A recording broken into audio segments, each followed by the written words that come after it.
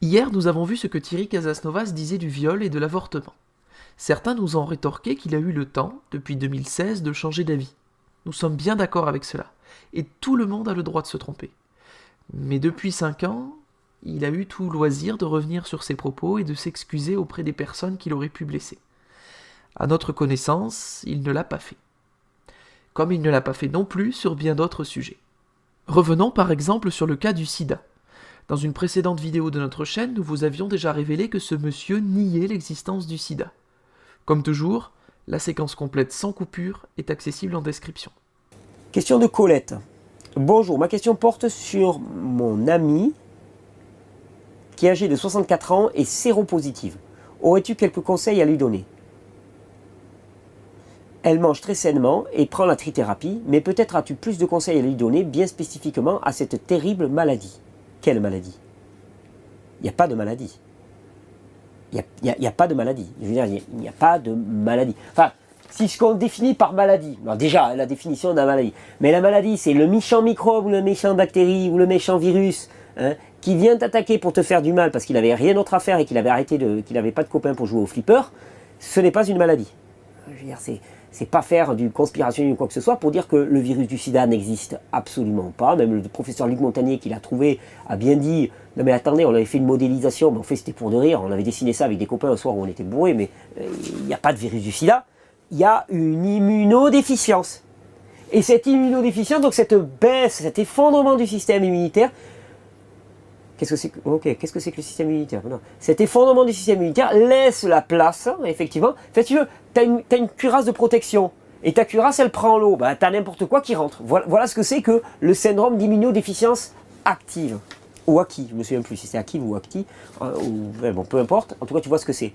Et pourquoi? Antibiotiques, stress, environnement stérile, pesticides, fongicides. Et voilà déjà. Et qu'est-ce que tu fais? Tu fais en sorte de favoriser des conditions qui vont permettre un renforcement du système immunitaire. Et je te renvoie sur les vidéos sur les allergies. Mais c'est pas une maladie. C'est pas une maladie. Déjà, de toute façon, il n'y a pas de maladie.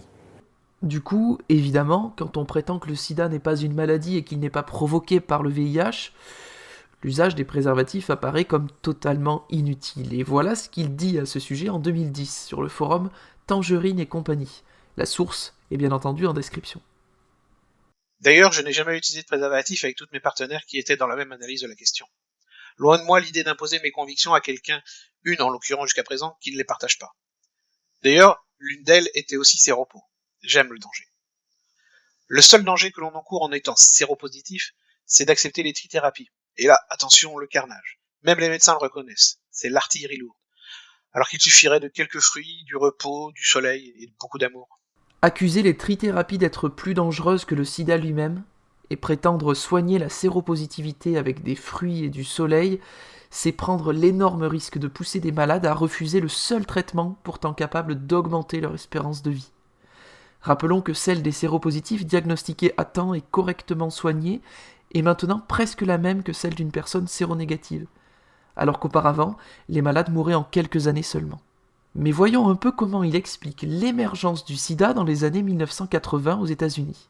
En 2016, il avance cette hypothèse non démentie depuis et toujours accessible intégralement sur sa chaîne. C'est juste ça.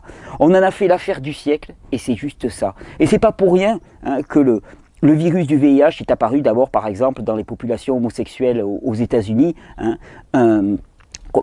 Personnes qui avaient souvent un mode de vie dans lequel elles vivaient beaucoup la nuit, fatigue, épuisement du système nerveux, donc épuisement du système surrénalien, épuisement du système endocrinien global, prise de psychotropes qui endommagent fortement tout le système lymphatique et tout le système digestif, hygiène de vie qui était commun à toute une population qui était complètement délétère, et vous avez une épidémie qui se répand. C'est juste ça, on en a fait l'affaire du siècle, c'est juste une erreur de direction.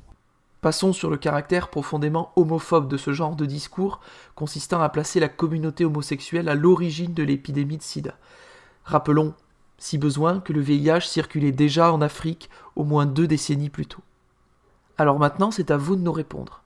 Dans quel contexte peut-on comme cela affirmer que le VIH n'existe pas? Dans quel contexte la séropositivité se soigne-t-elle avec des fruits, du repos, du soleil et beaucoup d'amour?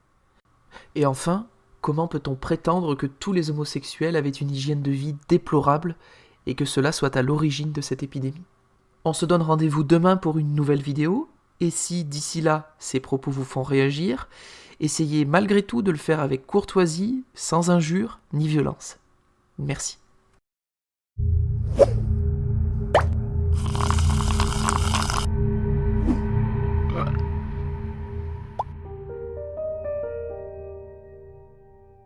L'extracteur reviendra bientôt.